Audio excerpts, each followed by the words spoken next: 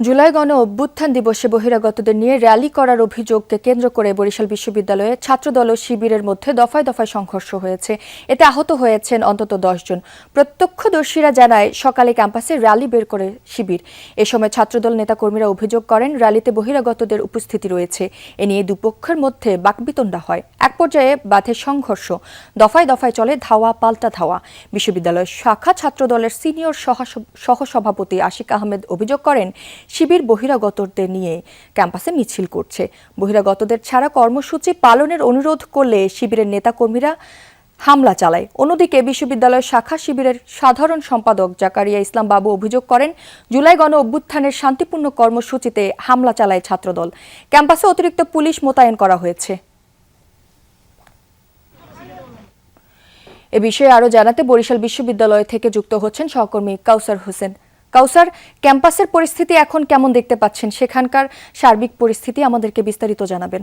যদি ছাত্রদল এবং ছাত্র শিবিরের মধ্যে কয়েক দফা সংঘর্ষ হয়েছে এবং সংঘর্ষের পরে এই মুহূর্তে যদি ক্যাম্পাসের পরিস্থিতি বলি সেটি স্বাভাবিক রয়েছে। ছাত্র শিবিরের নেতাকর্মী যারা রয়েছেন তারা আসলে ক্যাম্পাসে দেখা যাচ্ছে না, তবে ছাত্রদলের যারা নেতৃবৃন্দ আছে তারা ক্যাম্পাসে অবস্থান নিয়েছেন এবং আমরা যতটুকু জানি ভিসির নেতৃত্বে প্রক্টোরিয়াল বডির একটি বৈঠক চলছে এবং প্রক্টোরিয়াল বডির কাছে ছাত্রদল এবং ছাত্র শিবির উভয় পক্ষই অভিযোগ দিয়েছেন এবং তাদের অভিযোগের মূল বিষয়টি হলো ছাত্রদলের নেতাকর্মীরা জানিয়েছেন যে আসলে শিবির বহিরাগতদের নিয়ে তাদের যে কেন্দ্রীয় কর্মসূচি সেটি করতে চেয়েছিলেন এবং তারা বিশ্ববিদ্যালয়ের যে গ্রাউন্ড ফ্লোর রয়েছে এখান থেকে মিছিলটি শুরু করে ঢাকা বরিশাল পটুয়াখালী মহাসড়ক হয়ে ক্যাম্পাসের মধ্যে দিয়ে যখন যাচ্ছিলেন তখন ছাত্র দলের নেতাকর্মীরা তাদেরকে চ্যালেঞ্জ করেন এবং তারা বলেন যে ছাত্র শিবির বহিরাগতদের নিয়ে মিছিল করছেন এবং যারা ছাত্র শিবিরের ক্যাম্পাসের রাজনীতি করেন শুধুমাত্র তাদেরকেই এই র্যালি করার জন্য